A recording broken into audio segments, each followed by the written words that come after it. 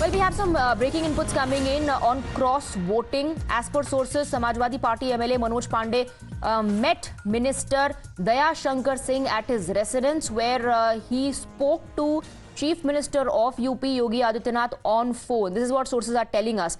We have Manish joining us on the broadcast with more details. Manish, जानकारी मिल रही है कि मनोज पांडे ने, जिन्होंने इस्तीफा दे दिया है समाजवादी पार्टी के चीफ विप के तौर पर, उन्होंने दयाशंकर जी के घर पर मुख्यमंत्री से फोन पर बात की थी। देखिए, बिल्कुल मनोज पांडे सबसे पहले दयाशंकर सिंह के आवास पर पूछे, क्योंकि दयाशंकर सिंह ही मनोज पांडे से बातचीत कर रहे थे। उन्होंने मुख्यमंत्री योगी आदित्यनाथ से फोन पे बात कराई है और अब दोनों साथ साथ यहाँ विधानसभा पहुंचे हैं। यहाँ पर मनोज पांडे मतदान करेंगे, लेकिन मुख्यमंत्री योगी आदित्यनाथ से भी उससे पहले मुलाकात करेंगे।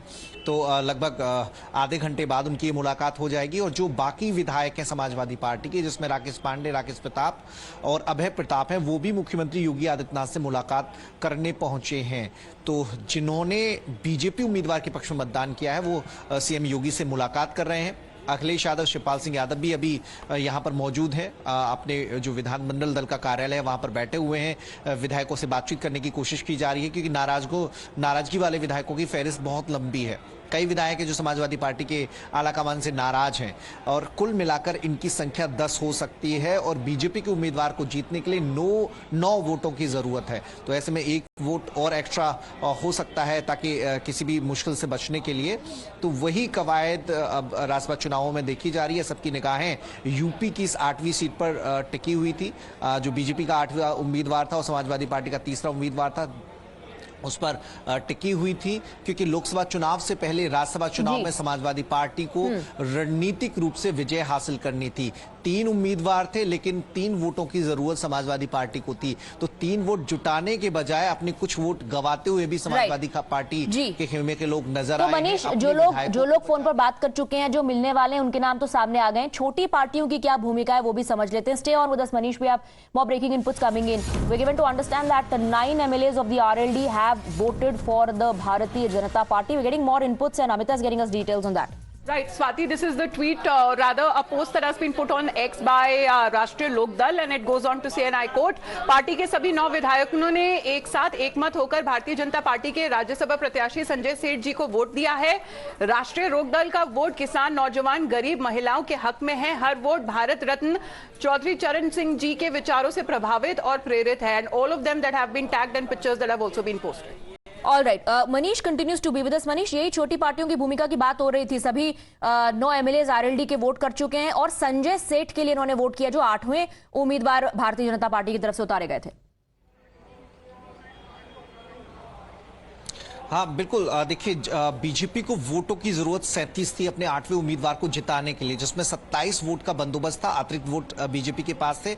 10 वोटों की दरकार थी और 10 वोट लगभग समाजवादी पार्टी की जो खबरें आ रही हैं कि विधायक सपा से नाराज होकर बीजेपी की तरफ जा रहे हैं, तो 10 वोटों का जो बंदोबस्त है वो पूरा होता हुआ नजर आ रहा है। ऐसे में जीत के रास्ते संजय सेठ के खुलते हुए नजर आ रहे हैं और उस तरह का भरोसा बीजेपी के नेताओं में देखने को भी मिल रहा है। डिप्टी सीएम केशव प्रसाद मौर्य हो या फिर ब्रजेश पाठक, सबने जीत का भरोसा दिलवाया है। उल्टा सपा से सवाल किया है कि जब सपा के पास विधायकों की संख्या उतनी नहीं थी कि 3रा उम्मीदवार जीत सके, तो ये परिपाटी डालने की जरूरत नहीं थी। 3रा उम्मीदवार खड़ा नहीं करना चाहिए था।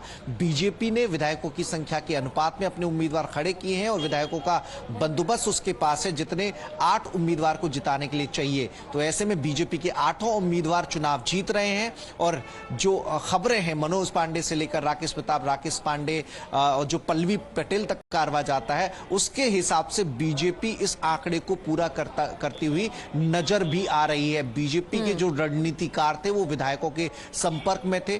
दयाशंकर सिंह से मुलाकात के बाद मनोज पांडे ने इस्तीफा दिया। मनोज पांडे भी कुछ सपा विधायकों के संपर्क में थे और संजय सेठ को फायदा ये भी मिला है, चूंकि वो समाजवादी पार्टी से भी वहां के राष्ट्रीय कोषाध्यक्ष रह चुके हैं, वहां से भी राज्यसभा में रहे थे। तो ऐसे में समाजवादी पार्टी के भीतर उनके व्यक्तिगत जानने पहचानने वाले बहुत सारे लोग हैं, तो उन्होंने भी बातचीत की और कुछ विधायकों को रजामंद किया। तो ऐसे करके वो जीत का फॉर्मूला तैयार करने की कोशिश में संजय सेठ जुटे थे और जो लगभग कामयाब होते हुए नजर आए हैं। अभी देखिए, समाजवादी पार्टी की जो राजेंद्र चौधरी हैं वो भी यहां पहुंचे हुए हैं, क्योंकि समाजवादी पार्टी के लिए बड़ा झटका ये है कि उनके कई विधायक बीजेपी पे खेमे में जा रहे हैं। देखिए राजन चौधरी को सुन लेते हैं। हो रहे हैं, लोकतंत्र की जीत होती है। सब नाराजगी कहाँ से? आप लोगों ने मुख्य सचेतक बनाया था, उन्होंने ऐसे वक्त इससे क्या फर्क पड़ता है? लोकतंत्र में लोग आते जाते रहते हैं। आते जाते नहीं, बड़े मजबूत नेता हैं सब। 10 लोग चले जाएंगे, 24 फर्क नहीं पड़ेगा। मजबूत जनता होती है, तो यहाँ जनता के साथ है। जनता ने 100 से ज्यादा आपको दिया। कितना प्रभाव डालेगा?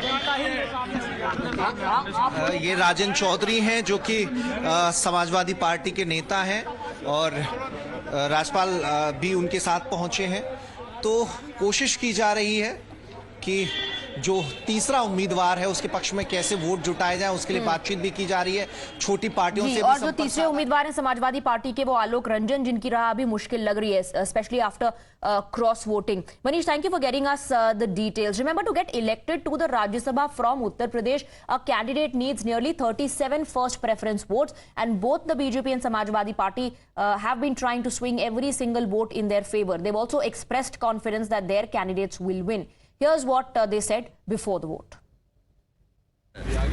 सरकार की कोशिश होगी और हर तरह का दबाव बनाएगी सरकार, लेकिन विधायक अपनी मर्जी से वोट डालेंगे। उन पे दबाव नहीं चलेगा, दबाव नहीं चलेगा। जो देखिए, 8 कैंडिडेट जीतेंगे, ये मैं पहले भी कह चुका हूँ, अभी भी कह रहा हूँ, और कल जब रिजल्ट आएगा तभी आप देखेंगे। भारतीय जनता पार्टी ने 8 प्रत्याशी तब लड़ाए हैं जब 8 प्रत्याशियों को जिताने के लिए हमारे पास नंबर थे। सपा के पास तीसरा प्रत्याशी जिताने के लिए नंबर नहीं थे, तब भी उन्होंने तीसरा प्रत्याशी खड़ा किया है। ये क्रॉस वोटिंग होनी है तो ये टीवी पे तो चल रहा है कि समाजवादी पार्टी को भय व्याप्त है। उन्होंने अपनी हार स्वीकार कर लिया कि हमारे सांसद, हमारे विधायक लोग तैयार हैं एकदम। तो कुछ उनके विधायक जा रहे हैं आपके साथ? बहुत लोग आ रहे हैं, काउंटिंग होगी तो देखिएगा। All right, more complications for the Samajwadi Party. We're given to understand, and according to the latest inputs that we are getting, BSP MLA Uma Shankar Singh also to vote for the Bharatiya Janata Party. Let's go across to Mohit Bhatt for more on this. Mohit, we're given to understand now that the BSP MLA might also vote for BJP.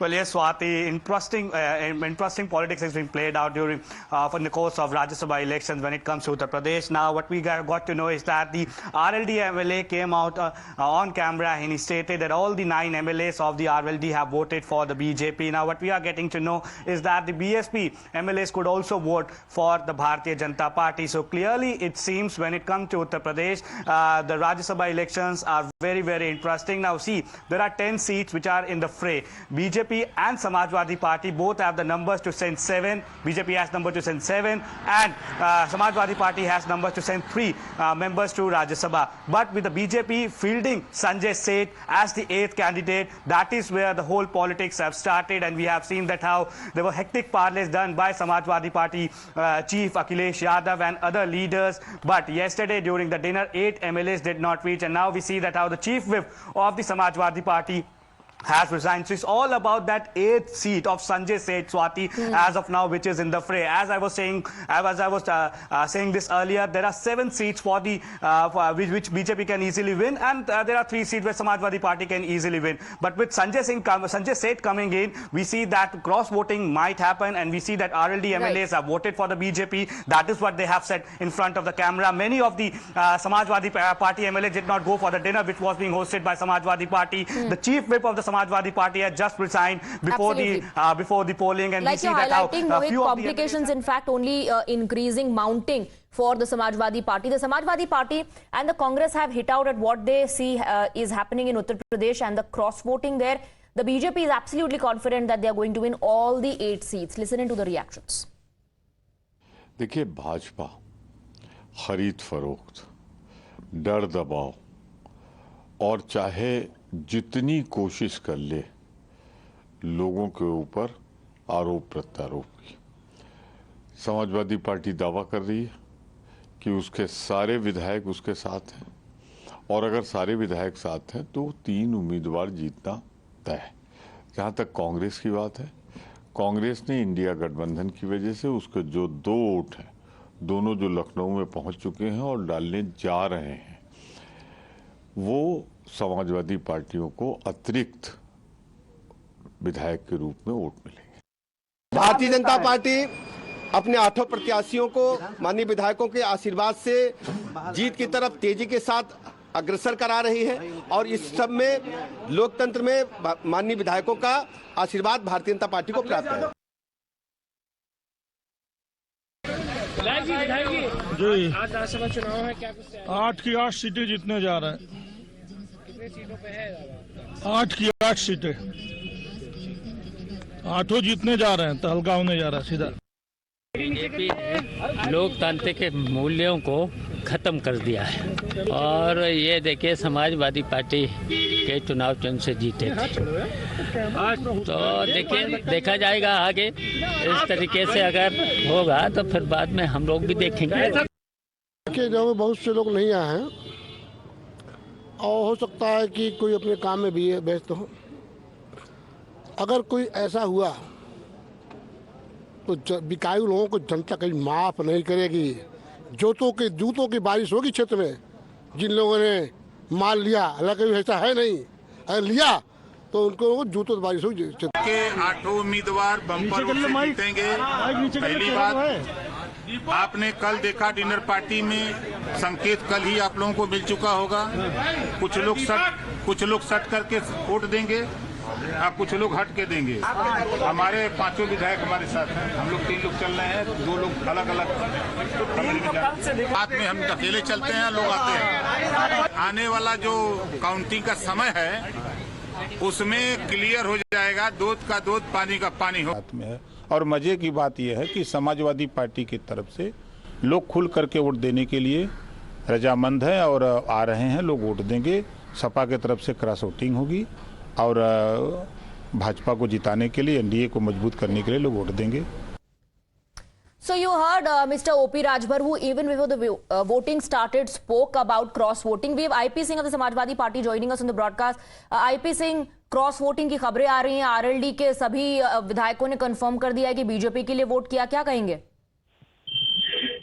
देखिए सवाल ये है कि morality कहाँ जा रही है, हम किस पर चर्चा कर रहे हैं, चर्चा किस पर होनी चाहिए कि आज विधायकों को धन से खरीदा जा रहा है, लोभ से खरीदा जा रहा है, एजेंसियों से डरवाया जा रहा है, लालच दी जा रही है। कहा जाता है कि साम दाम दंड भेद हर तरह से तोड़ने के लिए उत्तर प्रदेश की राजधानी में बड़े बड़े थैलेबाज जो हैं, जिनके घरों पर आईटी का, ईडी का की रेड होनी चाहिए, रेड पहले भी हुई है, 2017-18 में रेड हुई है। ऐसे संजय सेठ के लिए इस तरह का उतावलापन, तो प्रधानमंत्री जी का जो कथन है उसमें और करनी जो है, दोनों में जमीन आसमान का। तो आप कह रहे हैं क्रॉस वोटिंग के लिए डराया धमकाया गया है क्या?